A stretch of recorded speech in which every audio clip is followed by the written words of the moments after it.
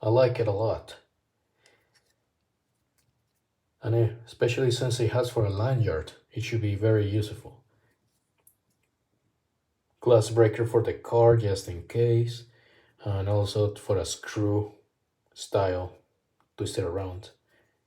The belt cutter, but you can use it to cut pretty much any ropes and all that stuff.